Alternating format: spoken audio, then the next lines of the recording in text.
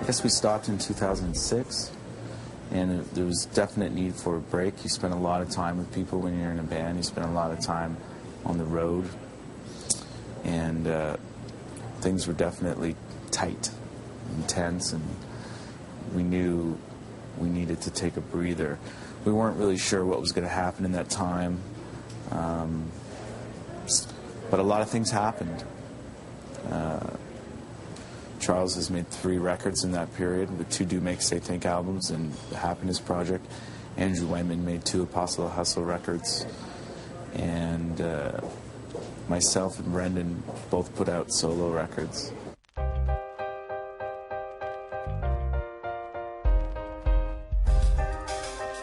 We like to sort of pick themes when we make records. We like to try to choose themes to keep us going while we're in there, and that kept popping up. And I think, the last 5 years, there's so much that went on between all of us, and there's so much that musically happened. And then when you really look at the state of the world and all that was going on, and we made this record in Chicago, so we were down in the heart of America, and there was a lot of things going on.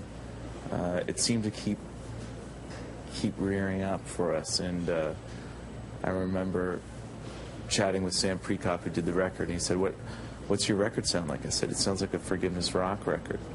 And he said, "That should be the title of your album." And Charlie and I spoke about it and said, "Look, we did really well with Forgot. Now let's go with Forgive and see what happens." So, and I like it because we're an older band now, and you can hear that in this record. You can see that we're not doing the same thing that we did when we were young or younger. So it's good.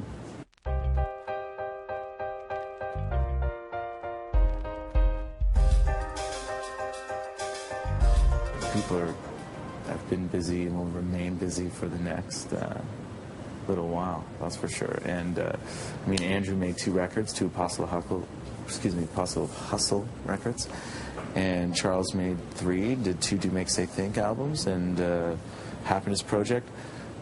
And then if you look at all the other people that were involved with us in the beginning, Feist and Metric and Stars, they're all doing extremely well out there. So people were just doing their thing. And for us, we had to figure out how to kind of become a band again without those people and without the constant coming and going that made us become so popular.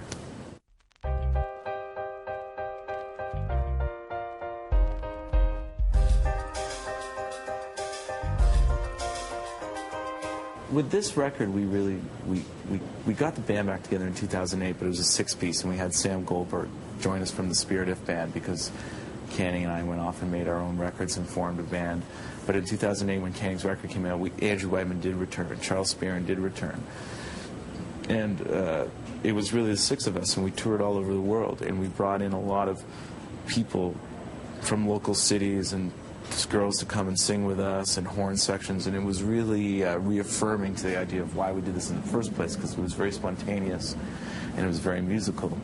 And what happened was there became a sense of us wanting to do this again.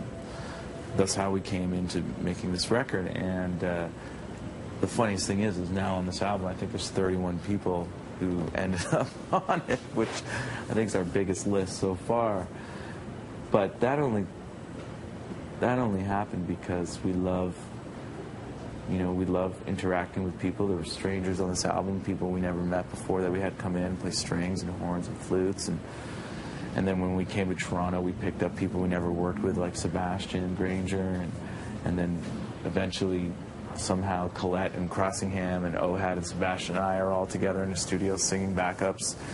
And then the sweet thing was that everyone sort of made it onto the album from the old days, which I was really grateful for. It's very hard for me to ask these guys to do things anymore because they're so busy and they're so popular and they're so successful and they got their own thing going on, and they definitely run their own ships the way they want to, and we don't really run our ship the way we all run our ships differently, basically. So a lot of times that can collide, and you now have, managers and all these people that weren't around in the beginning, and it was much better back then, but whatever, with life comes more.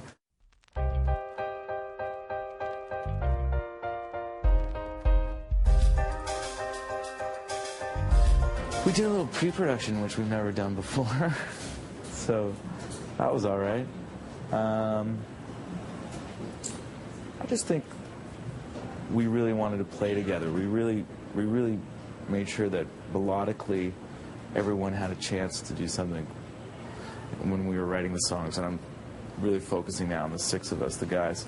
And if you listen to this record, you can see how melodies come in and out of each other, and no one's really stepping on each other, and that's something that we took the time to kind of figure out together. And when we were with John McIntyre, who produced the record, he really took a lot of time and individually trying to figure out who brings what to the table and record everyone differently.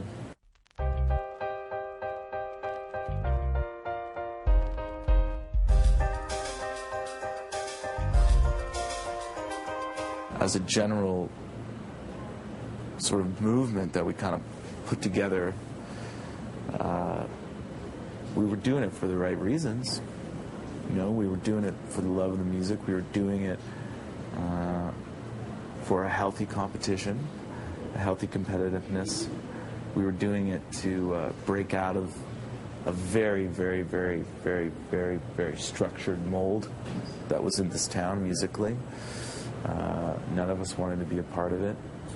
We were very angry that you couldn't get out of Canada. We were very angry that you couldn't get out of Toronto. Fortunately, obviously, a little something called the internet came along right as our, anger was peaking, so that very much helped our corner. But we were doing it because there was a general love for the writing of songs and the passion of music, and we were doing it because we actually wanted to prove that we could, to ourselves mainly, if anyone.